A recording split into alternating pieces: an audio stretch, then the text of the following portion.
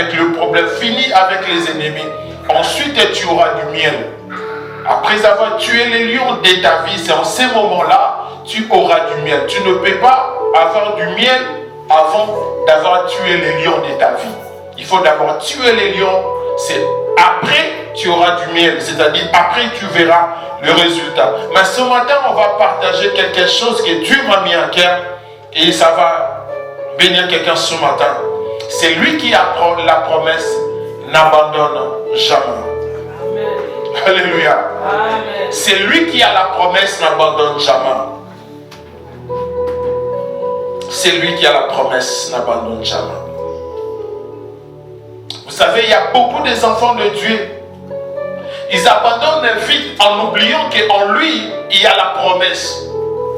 Or, la personne qui a la promesse, il n'a pas le droit d'abandonner. Parce que la personne qui a fait cette promesse n'est pas une personne. La personne qui t'a fait cette promesse, elle n'est pas un humain ou un homme pour se repentir. Il n'a pas le droit de te mentir. Lorsque Dieu fait la promesse dans ta vie, c'est-à-dire il va les réaliser. Mais quand Dieu t'a fait la promesse, il ne faut jamais abandonner. Il ne faut jamais baisser les bras. Il ne faut jamais lâcher. Parce que tu as la promesse de Dieu. Alléluia. Amen. Ne te dis pas, pasteur, j'ai beaucoup prié. Bon, comme je ne reçois pas, je dois rentrer dans le monde. Juste pour te dire en avance que tu vas continuer à échouer. Parce qu'en dehors de Jésus, il n'y a pas la vie. En dehors de Jésus, il n'y a pas la victoire. Et si tu décides de rentrer dans le monde, c'est-à-dire tu es en train de précipiter ta mort. Tu es en train de précipiter ton échec. En dehors de Jésus, il n'y a rien. En dehors de Jésus, il n'y a pas la vie. Parce que c'est Jésus qui est la vie. Et si tu te décides d'être en dehors de Jésus, c'est-à-dire tu es en train d'attirer la mort dans ta vie. En dehors de Jésus, il n'y a pas la vie. En aucun moment, il faut penser que si je rentre dans le monde, les choses vont devenir faciles. J'aurai la facilité de trouver les 100, les 50 euros. Tu es en train de te tromper et tu fais une grosse erreur.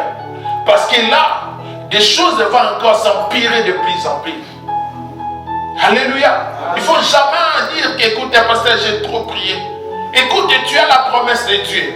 Même si ça tarde, Habakkuk dit, même si ça tarde, mais attends. Attends là. Reste dans ton poste. Reste là où tu es. Parce que tu as la promesse de Dieu. Car c'est lui qui a fait la promesse. N'a pas le temps de te mentir ou de blaguer avec toi. Il ne faut jamais dire, pasteur, je ne m'en sors pas, je dois retourner dans le monde. Tu es en train de précipiter ta mort. On va lire la parole de Dieu, ensuite on va retourner pour continuer. 2 Samuel chapitre 5, les versets 1 à 5. 2 Samuel chapitre 5, les versets 1 à 5. Est-ce qu'on peut se mettre debout pour honorer la parole de Dieu? Avec tous les respects qu'on vous doit, si on peut se mettre debout pour lire la parole de Dieu, c'est très important. Est-ce qu'il y a quelqu'un qui nous a trouvés? C'est Sarah. Merci. 2 Samuel 5, 1 à 5, je lis au nom de Jésus. Je rends grâce à Dieu. Toutes les tribus d'Israël vinrent trouver David à Hébron pour dire: nous sommes faits des mêmes os et de la même chair que toi. Auparavant déjà, lorsque Saoul était notre roi, c'était toi qui faisais partir Israël en campagne et qui l'en faisait revenir. L'Éternel t'a dit: c'est toi qui prendras soin de mon peuple, Israël, et qui deviendra son chef. Ainsi, tous les anciens d'Israël vinrent trouver le roi à Hébron, et là le roi David fit alliance avec eux devant l'Éternel. Ils consacrèrent par onction David comme roi sur Israël. David était déjà âgé de 30 ans lorsqu'il devint roi, et il régna 40 ans. Il régna 7 ans et 6 mois sur Juda, à Hébron, et 33 ans sur tout Israël et Juda à Jérusalem. Parole du Seigneur, on acclame très fort. Amen. Alléluia. Que Dieu bénisse sa parole. Vous savez, Dieu est merveilleux. Il ici, la Bible nous parle de l'histoire de David. On nous dit comme quoi que David était à Hébron. Et les anciens d'Israël sont venus trouver David pour dire, écoute, nous sommes de mêmes os et de même chair.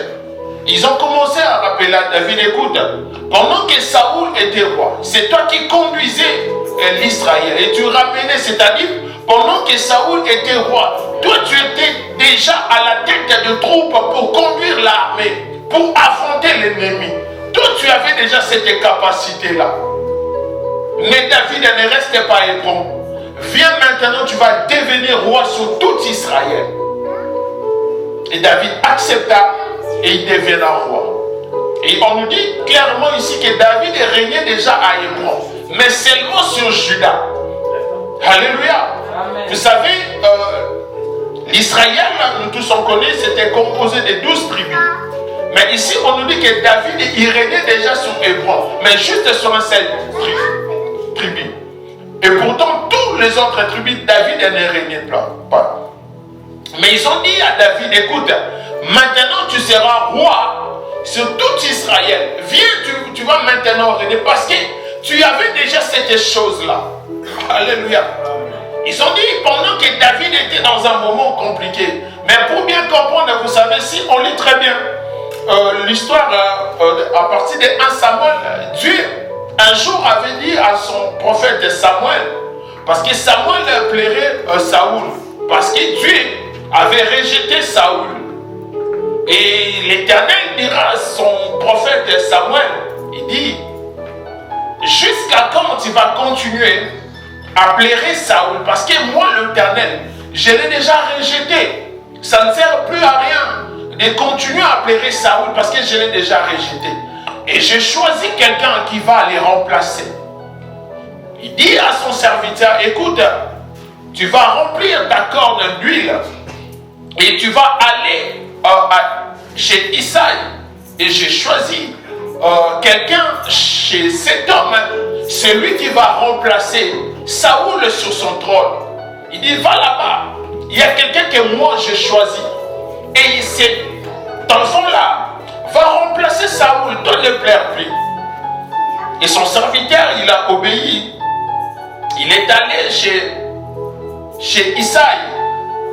Si vous pouvez le lire, c'est sur 1 Samuel chapitre 16, vous commencez, vous allez voir. Lorsque le serviteur, il est allé chez Isaïe pour moindre la personne que Dieu avait choisie pour remplacer Saoul. Arrivé là-bas chez Isaïe, Isaïe avait beaucoup d'enfants. Et nous tous, on connaît l'histoire que lorsque le prophète était arrivé, et le papa avait présenté le premier enfant, il a présenté d'autres enfants. Il a présenté tous les enfants qui étaient à la maison. Et l'Éternel ne choisissait pas toujours. Le père avait présenté tous ces, pour le père, c'était tous ces enfants-là. Mais le prophète, à un moment, il a posé la question à Isaïe. Il dit, ce sont tous ces enfants-là que tu m'as présentés. Parce qu'ici, je ne vois pas celui que Dieu a choisi. C'est en ce moment-là, le papa s'est rappelé là. Il a dit, non, écoute, non, j'ai encore un fils. Mais il est là-bas en train de dire, non, va le chercher. Et nous tous on connaît l'histoire, on avait envoyé quelqu'un pour aller chercher David. Et lorsque David arriva, la Bible nous dit que l'Éternel choisit David. Et il dit à son serviteur, il dit, écoute, c'est lui que moi j'ai choisi. C'est en ce moment-là, le prophète avait oigné David. Il a mis de l'huile sur David et il a consacré David. Et la chose la plus étonnante quand tu lis cette parole, comment est-ce qu'un papa, voilà pourquoi moi je le qualifie toujours ici d'un père irresponsable. Parce qu'un papa qui est responsable, tu ne peux pas oublier un enfant. Tu ne peux pas dire, écoute, ce sont tous ces enfants. Il a fallu que le prophète puisse te rappeler. Est-ce que ce sont tous tes enfants qui sont là? C'est en ce moment-là que tu te rappelles, tu te dis, ah non, ça reste encore un. C'est-à-dire que ce n'était pas un papa responsable. Parce qu'un papa, il connaît tous ses enfants. C'était à lui de dire au prophète, écoute, non, j'ai encore un enfant. Attends, je dois l'appeler, afin que tu puisses aussi voir si mais le papa n'avait pas fait. Et bizarrement, même aussi le prophète, c'est lui que Dieu avait choisi. Il n'avait pas détecté qu'il y avait David. Il a fallu qu'il puisse poser la question, Ce sont tous des enfants qui sont là. Il était un grand prophète que Dieu utilisait. Il a fallu qu'il puisse se poser la question de savoir. Mais il n'avait pas vu qu'il y avait un autre enfant. Mais il a posé la question.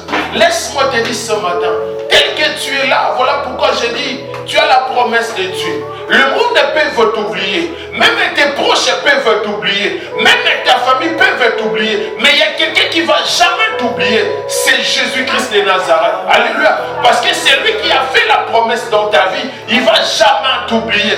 Peu importe, le monde peut t'oublier ou te rejeter. Mais Jésus ne va jamais t'oublier. Alléluia. Amen. Et Isaïe a continué. Il a consacré cet enfant au nom de David. Il a dit, c'est toi qui vas remplacer Saoul. C'est toi qui seras un futur roi. Mais après cette cérémonie-là, au lieu que David puisse devenir directement roi, non. David, il a retourné à sa vie normale. Il a retourné faire sa vie, continuer à perdre le brebis de son père. Malgré il avait l'onction royale, malgré il avait l'onction que Dieu l'avait choisi pour remplacer un roi. Et David, après ça, il a retourné dans sa vie normale, avec l'onction de Dieu. Alléluia. Ce matin, je suis venu dire à une personne, excellent enfant de Dieu, tu as la promesse de Dieu. Malgré la promesse de Dieu dans ta vie, il y a un chemin que tu es obligé de parcourir. Alléluia.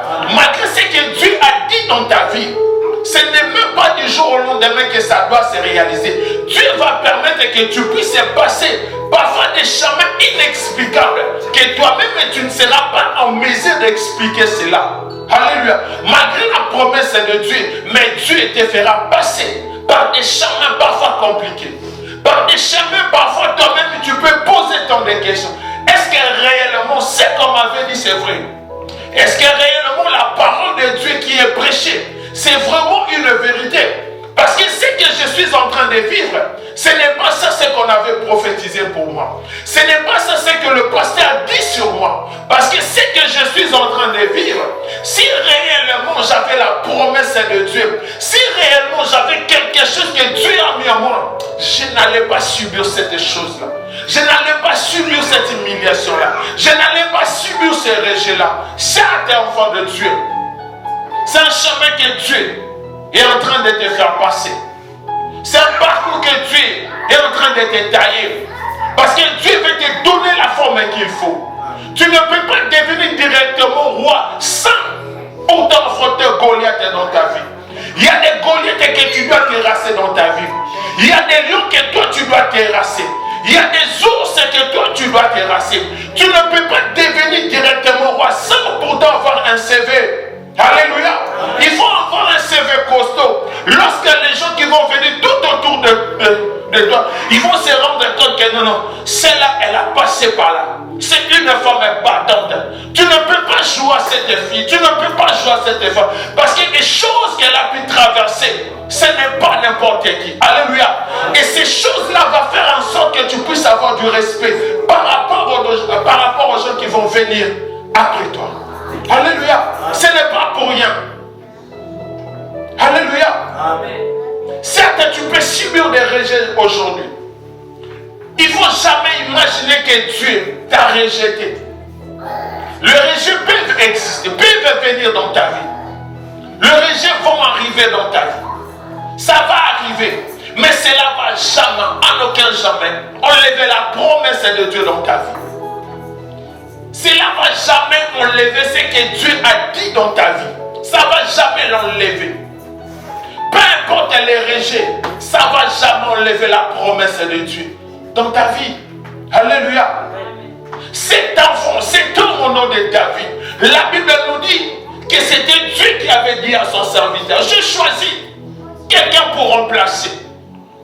David ne connaissait pas, mais Dieu l'a choisi pour remplacer Saoul. Cet homme avait la promesse de Dieu. Malgré la promesse de Dieu, malgré l'onction, mais cet homme a retourné dans sa vie normale. Il a commencé à faire tout ce qu'il faisait. Il a commencé à faire tout ce qu'il faisait. Malgré l'onction de Dieu. Mais cet homme, il a retourné dans sa vie normale. Il a retourné à faire tout ce qu'il faisait. Voire même, il a retourné même là où son père l'avait déjà mis, en train de perdre les brebis, en train de faire tout ce qu'il faisait, malgré la promesse de Dieu. Alléluia. Parce que lorsque tu lis la Bible, tu vas comprendre que le jour où son père l'avait, Isaïe l'avait envoyé pour aller voir ses frères, David, il avait déjà l'onction, mais il continuait toujours à perdre les brebis de son père. Il était toujours là dans la brousse. Mais ce qui m'a choqué, vous savez, un jour c'était la servante de Dieu qui nous avait dit, et elle nous avait prêché, de qui est-il le fils? C'est-à-dire, David, après avoir tué Goliath, Saoul la demanda, de qui est-il le fils? Donc en vrai, Saoul ne connaissait pas David. Il dit, mais qui est cet homme? Qui est son père? Il sort d'où? Comment est-ce qu'un enfant peut faire des choses comme ça? Mais lorsque tu lis très bien la Bible, on va comprendre que Saoul, David, ce n'était pas la première fois de se présenter devant Saoul. Alléluia. Amen. Ce n'était pas la première fois. Ce n'était pas pour la première fois que Saoul, ou pour la deuxième fois que Saoul puisse voir Goliath de David pour lui demander de qui est-il le fils. Saoul connaissait cet homme. Il connaissait très bien David. Alléluia. Est-ce que ça sera, tu peux me prendre 1 Samuel chapitre 16, les 14 à 22. 1 Samuel 16, 14 à 22. On va comprendre là où Saoul connaissait David. L'esprit de l'Éternel se retira de Saoul, et celui-ci fut tourmenté par un mauvais esprit envoyé par l'Éternel. Les serviteurs de Saoul lui dirent, voici qu'un mauvais esprit envoyé par Dieu te tourmente. Que notre Seigneur parle, tes serviteurs sont à ta disposition, ils chercheront un homme qui sache jouer de la harpe. Quand le mauvais esprit envoyé par Dieu sera sur toi, il en jouera et tu seras soulagé. C'était ça? Oui, on continue. Saoul répondit à ses serviteurs, trouvez-moi donc un homme qui joue bien et amenez-le-moi. L'un des serviteurs prit la parole et dit, j'ai vu un fils d'Isaïe, le Bethléemite qui sait jouer. C'est aussi un homme fort et vaillant, un guerrier. Il parle bien, a une belle apparence et l'Éternel est avec lui. Saoul envoya des messagers à Isaïe pour lui dire, envoie-moi ton fils David. Saoul envoyait des messagers à Isaïe pour demander, envoie-moi ton fils David. Celui qui est avec les brebis. C'est lui qui est avec le brebis. Isaïe prit un âne qu'il chargea de pain, d'une outre de vin et d'un chevreau, et il envoya tout cela à Saoul par l'intermédiaire de son fils David. David arriva vers Saoul et se présenta devant lui. Il plut beaucoup à Saoul. David, lorsqu'il arriva chez Saoul, la Bible nous dit qu'il se présenta devant Saoul et Saoul fait quoi? Il plut beaucoup à Saoul. David plut beaucoup à Saül. Et il fut désigné pour porter ses armes. Non seulement ça, mais il a choisi pour être son proche. Saoul fit dire à Isaïe, je t'en prie, laisse David à mon service, car il a trouvé grâce à mes yeux. Amen. Parole du Seigneur. Ici, Saoul dit à son père, à Isaïe, il a dit, écoute, qu'il posa la question de qui est-il le fils? Alléluia. Amen. Qui est cet enfant? Il sort d'où? Mais Saoul, tu lui avais déjà dit que Isaïe, cet enfant a trouvé grâce à mes yeux. Laisse David à mes côtés. En quelque sorte, je vais souligner une chose. Pendant que David était avec Saoul, Saoul ne considérait pas David. David, aux yeux de Saoul, il n'était rien. Peu importe les efforts que David faisait à côté de Saoul, ça ne lui disait absolument rien. Pour Saoul et David, il n'était qu'un moins que rien. Pourquoi? Parce que la personne qui t'a plu, la personne que toi tu as dit, il a trouvé grâce à mes yeux, tu ne peux pas dire à cette personne après les combats, de qui est-il le fils? Aussi longtemps, c'est toi qui en veux envoyer des serviteurs auprès de son père pour demander David. Alléluia. C'est-à-dire, cet homme, il connaissait très bien Saoul. Mais devant Saoul et David ne présentait rien. Alléluia. Mais aussi longtemps, cette personne avait la promesse de Dieu. J'aimerais dire à quelqu'un ce matin, tu as la promesse de Dieu, mais peut-être tu es négligé. Même dans ton entourage, les gens ne te considèrent pas. Peu importe les efforts que tu essaies de faire, pour ces gens-là, tu ne seras rien. Tu es que moins que rien. Peu importe les efforts que tu vas fournir, tu ne seras rien dans leurs yeux, devant les yeux. Alléluia. C'était le même sort que David subissait. Mais en lui, il y avait la promesse. En toi aussi, il y a la promesse de Dieu. Peu importe les rejets que tu es en train de subir aujourd'hui, la négligence que tu es en train de subir aujourd'hui, cela n'enlèvera jamais la promesse de Dieu dans ta vie. Et cela n'empêchera pas que tu puisses terrasser le Goliath de ta vie. Et cela n'enlèvera pas, bien-aimé, ce que Dieu a dit, ça va s'accomplir dans ta vie. Alléluia. À aucun moment, cette chose-là va te quitter. Pourquoi? Parce que tu es en train de subir des rejets. Aujourd'hui, il y a beaucoup d'enfants de Dieu. Malgré leurs promesses, malgré ce que Dieu a dit dans leur vie, mais continuent toujours à subir des rejets, des humiliations. Certains excellents enfants de Dieu, laisse-moi te dire ce matin, vous savez, des gens qui ont la promesse de Dieu, parfois la vie n'est pas facile pour eux. Souvent des gens qui ont la promesse de Dieu, la vie parfois n'est pas facile pour eux. Là où des gens peuvent réussir facilement, mais pour toi ça va demander des efforts énormes. Alléluia. Là où les gens passent avec facilité, mais lorsque toi tu arrives, il y aura toujours des complications. Et tu vas commencer à se poser tant de questions. Est-ce que réellement c'est Dieu qui m'a parlé? Réellement, est-ce que c'est Dieu là vraiment qui m'a parlé? Laisse-moi te dire, c'est Dieu qui t'a parlé. Simplement parce que tu as la promesse de Dieu. Simplement parce que tu n'es pas n'importe qui. Voir même David, même ses propres frères, les traiter d'orgueilleux. Alléluia. Parce qu'il savait déjà que cet enfant, il a quelque chose d'exceptionnel en lui. Parce qu'il savait que David avait déjà l'onction de Dieu en lui. Et cette chose, ça poussait même à ses frères de les rejeter. La promesse de Dieu dans ta vie va pousser même à tes proches de te négliger, de te rejeter, de t'abandonner, de te traiter même d'orgueilleux, de te dire tu es trop potent, tu es trop orgueilleuse, tu es trop orgueilleux. Alléluia. À cause de cette promesse, ça va attirer des combats dans ta vie. Ça va attirer, bien aimé, des combats énormes dans ta vie. Parfois, lorsque tu vas te réveiller, tu te regardes vraiment devant ton miroir, tu te dis, qu'est-ce que moi vraiment j'ai? Lorsque toi-même tu te regardes, tu te dis, j'ai rien. Mais pourquoi les gens me combattent comme ça? Simplement parce que tu ne connais pas qui tu es. Tu as la promesse de Dieu en toi. Et cette promesse-là attire le combat dans ta vie. Cette promesse-là suscite bien les ennemis dans ta vie. Pourquoi? Parce que l'ennemi veut que tu puisses échouer. L'ennemi cherche ta mort. L'ennemi cherche ta tête. L'ennemi cherche que tu ne puisses pas atteindre ton objectif. Alléluia. Amen. Bien-aimé, n'abandonne jamais. Ne baisse jamais tes bras. Continue à avancer avec Dieu. Parce qu'il sait là où il est en train de t'amener.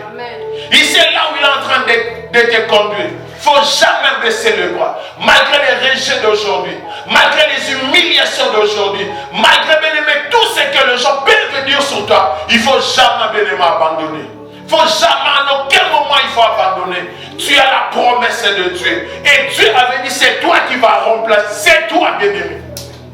Peu importe les gens qui vont te précéder, mais c'est toi qui vas remplacer Saoul. Alléluia. Vous savez ce qui m'a encore choqué? Lorsque Dieu dira à Saoul et à Samuel que c'est David qui va remplacer Saoul. Mais Dieu n'a jamais dit à David que tu vas continuer à combattre. Et Dieu n'avait jamais dit à David, écoute, le chemin ne sera pas facile pour toi. Dieu n'a jamais dit à David que Saoul va te chercher à te tuer. Mais Dieu lui avait simplement dit, c'est toi qui vas remplacer Saoul. Pour dire à David, écoute, David, C'est toi qui vas remplacer Saoul. Mais des choses qui vont se passer, c'est moi qui serai au contrôle de tout. Comme moi je t'ai dit, tu vas remplacer, c'est moi qui va t'amener là. Tu ne vas pas arriver par tes propres efforts. Pourquoi? Parce qu'après la mort de Saoul, David n'a pas directement remplacé Saoul. Alléluia. Dieu avait dit, c'est toi qui vas remplacer Saoul. Mais après sa mort, David a continué à combattre. Après la mort de Saoul, David n'a pas directement remplacé Saoul. Alléluia. Mais Dieu, mais pourquoi tu n'avais pas dit ça à David? Pourquoi tu n'avais pas préparé à David? Excellent enfant de Dieu. Tu sais le chemin par lequel tu es en train de traverser. Dieu est en train de te capaciter. Alléluia. Amen. Parce que Dieu avait simplement dit à David, c'est toi qui vas remplacer Saoul. Et le prophète Samuel est venu devant David, il a oigné lui. Il a dit, c'est toi qui vas remplacer Saoul. Pour lui, c'est fini, il s'est arrêté là. Mais après la mort de Saoul, David n'a pas directement remplacé Saoul. Il y a eu encore de l'opposition. Il y a eu encore, bien aimé, de l'opposition. Et David a continué encore à combattre. Excellent enfant de Dieu, il ne faut jamais abandonner avec Dieu.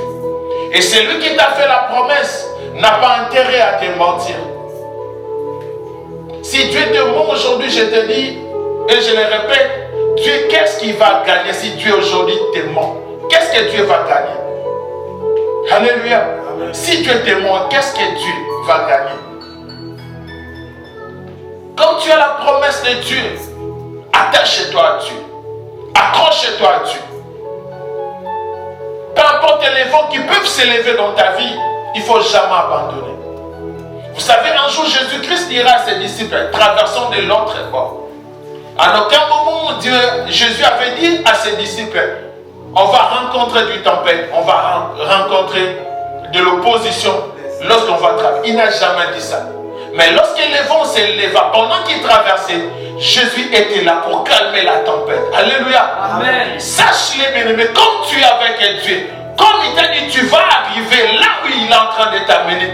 Peu importe les vents qui peuvent s'élever, comme il est avec toi, il va prendre le soin de calmer la tempête. Alléluia. Amen. Les rejets que tu es en train de subir aujourd'hui, comme tu es avec Dieu, garde le silence. Ne cherche pas à te justifier. Amen. Ne cherche pas à vouloir plaire au monde. Alléluia. Amen. Dieu va te justifier.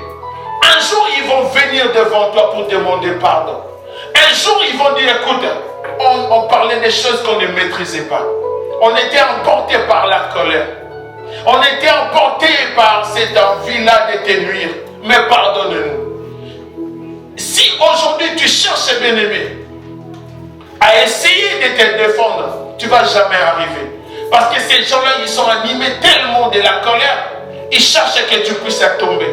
Ils cherchent ta mort, ils ne veulent même pas te voir, même vivre une seule jour. Ils n'ont pas besoin de voir ta tête.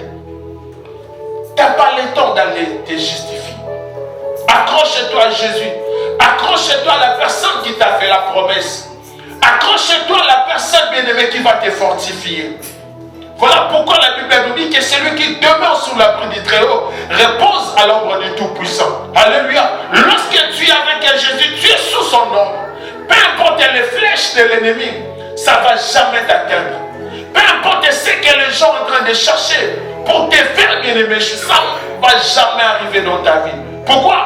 Parce que tu es avec Jésus. Parce que c'est lui la réussite. Pendant qu'il cherche ton échec, Jésus va t'amener à la réussite. Amen. Alléluia. Amen. Avec Jésus, on n'échoue jamais. Avec Jésus, on ne perd jamais. Accroche-toi à Jésus. Parce que tu as la promesse de Dieu en toi. En toi, tu as la promesse de Dieu. Ta vie, c'est une vie glorieuse. N'abandonne jamais. Ne baisse jamais les bras. Ne dis jamais, pasteur, j'ai beaucoup prié, j'ai beaucoup... Jamais. Comme Dieu t'a dit, c'est toi qui vas remplacer. C'est toi qui vas remplacer. Si Dieu t'avait dit que tu vas te marier, tu vas te marier. Si Dieu t'avait dit que tu auras des enfants, tu auras des enfants. Si Dieu t'a dit que tu vas travailler, tu auras ce travail-là. Alléluia. N'abandonne jamais, c'est l'enfant de Dieu. N'abandonne jamais. N'abandonne jamais. C'est lui qui t'a fait la promesse. Vous savez, lorsque le papa de Joseph disait à son fils, est-ce que moi vraiment, je vais fléchir devant, moi vraiment avec tes frères. Allez, mais parce qu'il voyait Joseph, il était toujours à côté de lui. Même l'habit de Joseph, ça demandait que son père puisse lui donner. Mais imagine-toi, ce petit-là vient me dire qu'un jour, ses frères et moi, on va s'acheter. Personne ne croyait en lui. Alléluia. Amen. Personne ne croyait en lui. Mais comme il avait la chose de Dieu en lui, comme Dieu lui avait parlé, et Dieu a fini par accomplir ce qu'il avait dit dans la vie de cet homme. Alléluia. Si Dieu t'a dit que tu iras là où il est en train de t'amener, peu importe les oppositions d'aujourd'hui, Dieu finira toujours par donner la victoire. Alléluia. Il ne faut jamais abandonner. Il ne faut jamais avoir peur, bien-aimé, de ce monde. Même de l'ennemi, même des sorciers, il ne faut jamais avoir peur des sorciers. Parce qu'il sait là où il est en train de t'amener. Imagine-toi David. Mais Saoul, pendant que les esprits mauvais t'agitaient, c'était David qui jouait sur son arme, afin que tu puisses être soulagé. Mais comment ça se fait après les combats, après avoir terrassé Goliath, tu poses encore la question de qui es-tu fils? Alléluia. Les efforts que David faisait devant cet homme, pour lui, il était... Pour Saoul, David ne valait rien, malgré les efforts. Malgré, il avait dit, c'est toi qui vas commencer à porter mes armes. Mais devant Saoul, David n'était rien. Excellent enfant de Dieu. Laisse-moi te dire qu'aujourd'hui, le chemin que tu es en train de traverser, le parcours que tu es en train de traverser, certes, devant les hommes, tu n'as pas d'importance. Mais devant Dieu, bien-aimé, tu as de l'importance. Devant les hommes, tu n'as pas de prix. Mais devant Dieu, tu es un grand prix. Et Dieu ne va jamais permettre à te perdre. Dieu ne va jamais le permettre que tu puisses échouer. Malgré l'opposition d'aujourd'hui, tu finiras toujours victorieux. Tu finiras toujours vainqueur. Alléluia. Amen. Ici, la Bible nous dit, après la mort de Saoul, David a continué à combattre. David a continué à combattre. On va essayer de lire de Samuel, je vais essayer de trouver ça. Après la mort de Saoul, David a continué encore à combattre.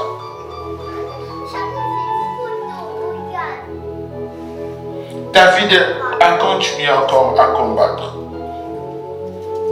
On va essayer de lire 2 Samuel chapitre 3, le verset.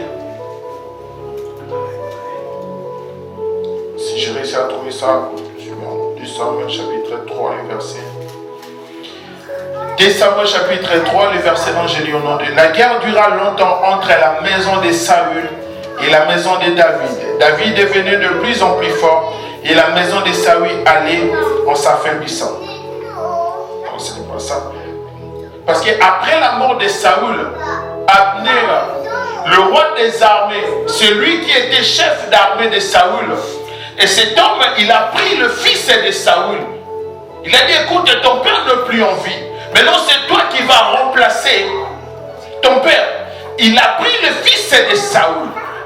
Il a dit, c'est toi qui vas remplacer ton père Saül. C'est toi qui vas devenir roi. Or, la place n'était pas au fils de Saül. La place, elle était réservée à David. Mais le chef d'armée de Saül, il a dit, non, David ne va pas prendre ta place. Va pas prendre les places. La place est de ton père. C'est toi qui vas remplacer ton père. Alléluia. Ici dans le chapitre 3, la Bible nous dit que David devenait de plus en plus fort. David est devenu de plus en plus fort. On va essayer de trouver 2 Samuel chapitre 2, le verset 8 à 10. On va essayer de trouver. 2 Samuel chapitre 2, le verset 8. Cependant, Abner, le fils de Ner, chef de l'armée de Saoul, prit Ishbosheth, ce sont des noms compliqués, hein? Fils de Saoul, et les fit passer à Manaïm, et il établit le roi des Galas et sur toutes les guerrières, sur Jezreel, sur Ephraïm, sur Benjamin et sur tout Israël. Alléluia. Ici, on nous montre, c'était le chef d'armée de Saoul. Il a pris les fils de Saoul. Il a dit, écoute, ton père n'est plus là, mais c'est toi qui vas remplacer ton père. Et pourtant, la place était à David. Alléluia. Amen. Excellent enfant de Dieu. Ce matin, je suis venu dire à une personne, personne ne va prendre ta place.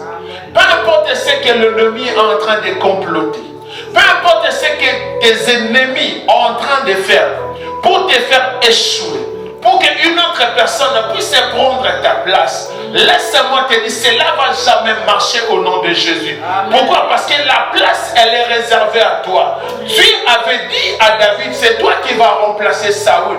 Peu importe les complots des gens qui ont pu faire pour que le fils de Saoul puisse remplacer à la place de David, au final, ça n'a jamais marché.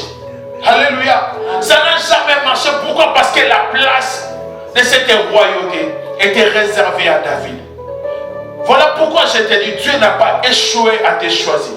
Et la promesse de Dieu dans ta vie, il n'y aura personne qui va s'élever pour arrêter la promesse de Dieu dans ta vie. Il n'y aura personne qui peut s'élever pour mettre fin à la promesse de Dieu dans ta vie. Si Dieu t'a dit tu iras là où il est en train de t'amener, il n'y a personne qui peut l'arrêter au nom de Jésus. Alléluia. Quand tu as la promesse de Dieu dans ta vie, il ne faut jamais baisser les bras. Il ne faut jamais abandonner dans ta vie. Alléluia.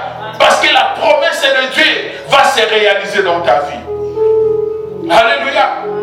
Peu importe les gens qu'ils ont fait, peu importe les négligences, peu importe les rejets que tu es en train de subir, peu importe l'humiliation que tu es en train de subir aujourd'hui, sache-le que la promesse de Dieu dans ta vie, ça va s'accomplir. Alléluia. Peu importe le temps, mais laisse-moi te dire que la promesse de Dieu va s'accomplir. Ici, ce n'était pas David qui était allé combattre pour chercher cet royaume. C'était les gens de cette ville, le vieillard, les sages. Ils se sont rassemblés. Ils ont dit non, non, non, non. On ne peut pas rester comme ça. On doit aller chercher David. Alléluia. Voilà pourquoi je te dis, les gens, ils finiront par venir te supplier. Les gens vont venir bien te chercher pour te demander pardon, pour les mal qui t'ont causé, pour des rejets qui t'ont causé. Les gens bénévoles vont venir pour te supplier, pour demander pardon, que tu puisses le pardonner. Pourquoi? Parce que sans toi, ils ne vont pas aller de l'avant. Et sans ta parole, ils ne vont pas aller loin. Et sans bien-aimé ton aval, il y a des portes dans leur vie, ça ne va jamais s'ouvrir au nom de Jésus. Amen. Ils finiront par venir te chercher pour implorer bien-aimé ta grâce dans leur vie. Amen. Alléluia. Ici, la Bible nous dit que David était à Hébron. Mais ils ont venu chercher David pour dire, écoute, tu as le même zoo, tu as la même chair que nous. Écoute, viens maintenant. Et ils ont commencé à rappeler à David. Écoute, pendant que Saoul était en vie, c'est toi qui ramenais cette troupe. C'est toi qui étais toujours là au combat. C'est toi qui étais toujours là devant. Et sans toi, nous on ne peut rien. David, viens, tu vas devenir roi en Israël, sur tout Israël. Alléluia. Ce n'était pas David, mais c'était eux, ils ont compris. Non, sans David, notre royaume ne sera pas fort. Et sans David, on ne sera pas puissant. Et sans David, il y a des choses qui ne vont jamais marcher. Voilà pourquoi je suis venu te dire, laisse les gens te rejeter aujourd'hui. Mais un jour, ils finiront par te chercher pour te dire que sans toi, on ne peut jamais réussir dans ce projet. Sans toi, ce projet ne va jamais aboutir. Sans toi, ce projet ne va jamais être efficace. Et si tu lis très bien la Bible, David n'avait rien fait du mal à Saoul. Alléluia. Mais cet homme les cherchait à les tuer pour l'éliminer. Tu te poses donc des questions, pasteur, je n'ai rien fait. Les gens cherchaient toujours à m'éliminer. Les gens cherchaient toujours mon échec. Aussi longtemps, je suis là pour les booster. Je suis venu simplement te rappeler. C'est parce que tu as la promesse de Dieu. C'est parce que tu as quelque chose d'exceptionnel en toi. Parfois, il y a des choses que les gens voient en toi et toi-même, tu ne réalises pas. Même si tu l'as dit, écoute, je n'ai pas dit rôle. Les gens s'étonnent, ah, même toi. Alléluia. Pour eux, ils savent que toi, tu ne peux pas manquer. Pour eux, ils savent que tu es une source. Tu n'es pas n'importe qui. Même si tu dis, écoute, je n'ai rien. Toi aussi. Même si tu t'expliques, ils ne vont jamais te comprendre. Et ils vont simplement comprendre que tu as refusé. Alléluia. Parce que, bien-aimé, tu n'es pas n'importe qui. Tu n'es pas n'importe qui dans ta vie. Ne néglige pas la promesse de Dieu dans ta vie. Si tu négliges la promesse de Dieu dans ta vie, c'est toi, bien-aimé, qui va plaire au contraire. Vous savez, David, comme il avait déjà reçu cette onction royale, cet homme, bien-aimé, il n'a jamais abandonné dans sa vie. Cet homme, bien-aimé, il était toujours là au combat. Même voir même, pendant que les gens étaient allés le voir, David régnait déjà. Alléluia. David régnait déjà à Hébron. David était déjà chef. David était déjà bien-aimé, haut placé. Pendant que les gens étaient venus les chercher, c'était déjà un homme bien-aimé calé. Alléluia. Bien-aimé, ne sois pas bien-aimé dans des faiblesses, dans des choses en train de plaire inutilement. Non. S'il s'agit bien-aimé de prier, il faut prier. Ne sois pas en train de pleurer, en train de se lamenter. Bien-aimé, ça ne va jamais apporter quelque chose de positif dans ta vie. Il ne faut jamais, bien-aimé, laisser la porte ouverte au diable. Ne laissez jamais la porte ouverte au diable, bien-aimé. Peu importe les humiliations, il ne faut jamais pleurer. Peu importe les rejets, il ne faut jamais pleurer. Il faut toujours se rappeler de ce que Dieu t'a dit. Alléluia. Qu'est-ce que Dieu t'a dit? Qu'est-ce que Dieu, bien-aimé, t'a promis? Alléluia. Les gens, ils sont venus voir David. Ils disent, écoute David, maintenant tu dois devenir notre chef. C'est toi qui dois devenir roi, David. Cette place-là, elle est réservée à toi. Cette place-là, David, elle est réservée à toi. Parce qu'ils ont vu ce que Dieu a fait dans la vie de David. Parce que David est devenu de plus en plus fort. Malgré cette partie de royauté, David est régné. Mais David devenait de plus en plus fort. Bien-aimé, avec Jésus, tu seras toujours de plus en plus fort. Avec Jésus, bien-aimé, tu iras toujours de l'avant. Il ne faut jamais abandonner. Alléluia. Il ne faut jamais abandonner. Tu as la promesse de Dieu en toi. Tu as la promesse de Dieu en toi. Les gens savent que tu n'es pas n'importe qui.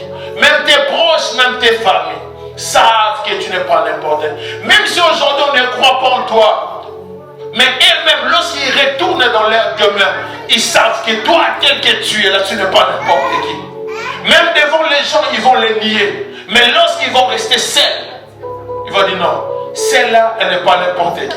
C'est vraiment une femme battante. C'est vraiment un homme fort. Alléluia. Voire même avant que Saül puisse envoyer des gens pour aller chercher David, on avait déjà prévenu à Saül que c'est un homme vaillant, c'est un homme fort. Alléluia. Il savait que David n'était pas n'importe qui. Malgré tout ce que David faisait devant lui, il ne le considérait pas. Mais lui, il savait que David, il était un homme vaillant. Il était un homme fort. Parce qu'on lui avait déjà prévenu que cet homme-là, c'est un homme vaillant. C'est un homme fort. Alléluia. Excellent enfant de Dieu. Laisse-moi te dire, avec Jésus, tu es plus fort. Avec Jésus, tu es plus qu'un vainqueur. Et rien va te limiter sur cette terre. Et avec Jésus, si tu décides qu'aujourd'hui, cette chose-là va finir, ça va finir dans ta vie. Alléluia. Parce que tu as la promesse de Dieu. Celui qui a la promesse de Dieu n'abandonne jamais. Celui qui a la promesse de Dieu ne baisse jamais le bras. Celui qui a la promesse de Dieu ne donne pas du temps, bien-aimé, à des gens, à des moqueurs tout autour de lui. Tu as des objectifs à atteindre. Ne donne pas ton oreille à des moqueurs. Ne donne pas, bien-aimé, ton temps à des gens, bien-aimés, qui ne peuvent rien apporter dans ta vie. Accroche-toi à des bonnes personnes. Accroche-toi, bien-aimé, à des gens qui vont faire en sorte que tu puisses atteindre ton objectif.